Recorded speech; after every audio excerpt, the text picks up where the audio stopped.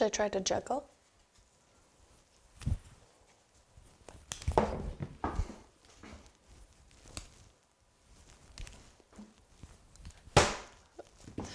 think you need 3 to juggle. Well, I can barely do 2, so it's not my backup career.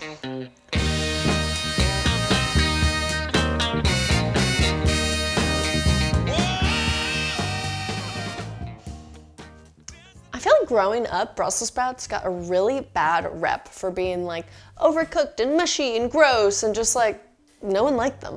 And then somewhere in the 2000s, Brussels sprouts like had their heyday.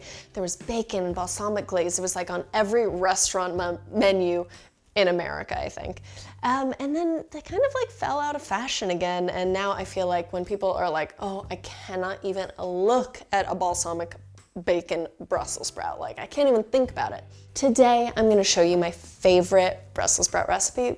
There is no balsamic or bacon in sight, and it's delicious. It's creamy, it's crunchy, and it's really easy to put together. To get started, I'm gonna toast some panko. Panko is a type of Japanese breadcrumb. It's got like this really great texture and these like craggy, uneven edges. You could also totally use homemade breadcrumbs. I think like the really fine breadcrumbs don't have enough texture and it's just gonna become like sand. So panko or homemade breadcrumbs is the name of the game. Olive oil would be handy. So just add a bit of olive oil to your pan. You could also totally do this with butter, coconut oil, like your oil of choice. And set it over medium heat. Once the oil's hot, just gonna add the panko right in. And it's immediately gonna start to sizzle and just give it a stir. So this part goes really fast, so you don't want to leave the stove. You want to keep stirring, keep an eye on the panko. And you're just going to toast it until it's golden brown. I was perhaps a little heavy-handed with the oil there. I like to keep the panko kind of moving so that it doesn't get too brown. If you just kind of let it sit here, it toasts really, really fast. And you can see that it's getting golden brown already. I think that's good. That was like so fast. And so just transfer the panko to a paper towel lined plate. This is just to drain off any excess oil, let it cool. If you leave it in the pan, it's gonna keep cooking, browning, and you'll probably end up with burnt panko.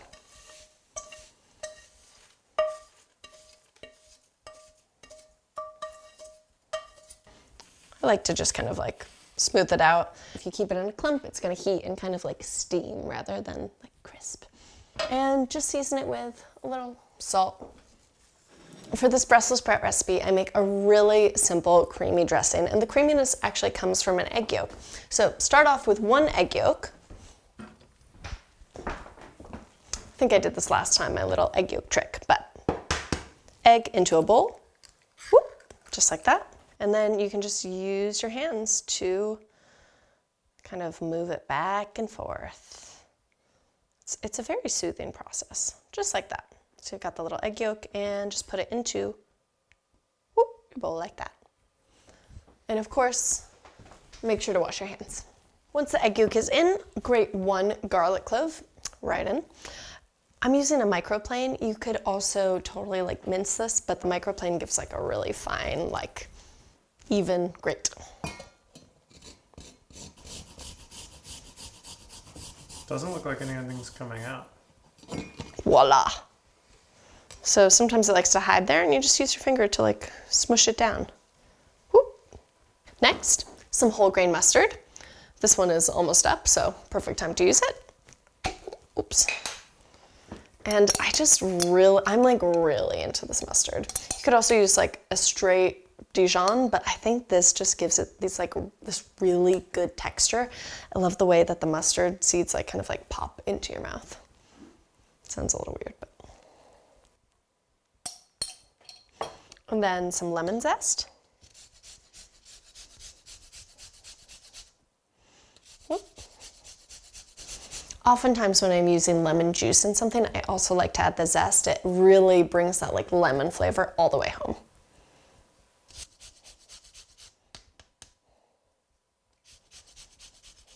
And lemon juice. handy juicer.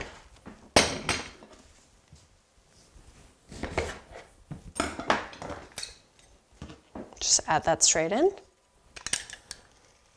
Oh. The last thing you need to add to the dressing is parm. We are Parm-Positive in this family. We go through a lot of parm. And I think it's kind of like a Caesar dressing. Like if you were to add the Parmesan in the dressing, it really adds like extra saltiness. I feel like this looks ridiculous. It looks like it adds saltiness and this kind of like umami flavor. And you can add that straight into the dressing. I've made a mess per usual, but everything's in here and all you need to do is whisk. It's gonna look kind of gloopy at first, but keep whisking and you'll be in good shape. I realize I said the parm was the last thing, but it's actually olive oil is the last thing that we need for this dressing. Okay, so once this is all mixed up, then you're gonna slowly drizzle in olive oil. This is gonna emulsify it and get thicker and creamier. It would help if I was an octopus and had another hand. So this is how it should look, and then this is just for us. I'm using my finger. Oh, I could like drink this stuff. I'm gonna add a little bit of salt, a little bit of pepper. Dressing's done. The next part of this recipe is to trim them, which you all know how to do. Trim off the ends, but this actually has an exciting element to it. So I always take off the outer leaves that are kind of like grubby. So once you get down to the good stuff, beautiful Brussels sprout bulb, I like to just slice it in half and then divide some of these outer leaves, these like tender, beautiful outer leaves. I know trimming the Brussels sprouts is a little tedious, but I promise it's worth it. Okay, so add a few tablespoons of oil to the pan. I use the same one as before, I just wiped it clean.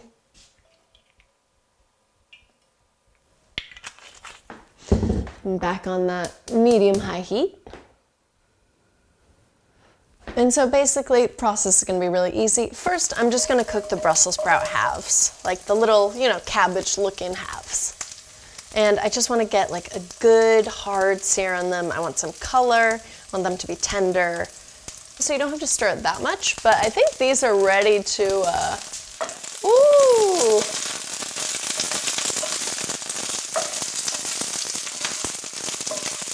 Look at that good color. So the charred bits, that's gonna add flavor and texture. It's gonna be a far cry from like steamed mushy Brussels sprouts.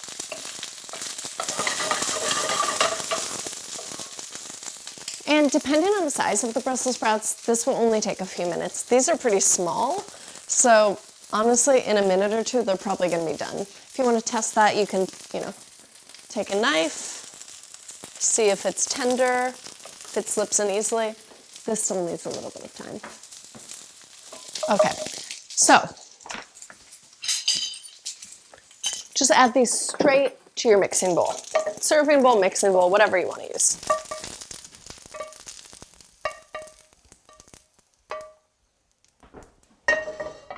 So the pan is still really hot, as you can see. And just add the leaves straight in. You might need to add a little more oil, just a little drizzle. You really don't want to walk away from the stove at this point. Like, game on, looking at the stove. Do not leave this unattended. And see how fast this cooks? Like the leaves become bright green. Because the pan is so hot, they're already getting some char. Okay, that looks pretty perfect. Just gonna let that hang out for a minute. Again, I know this looks like comically small, but there's a lot of leaves there. So pour some of the dressing over and give it a good toss.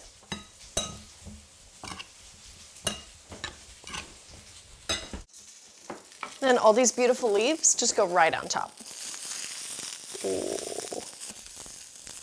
And then give it a good stir.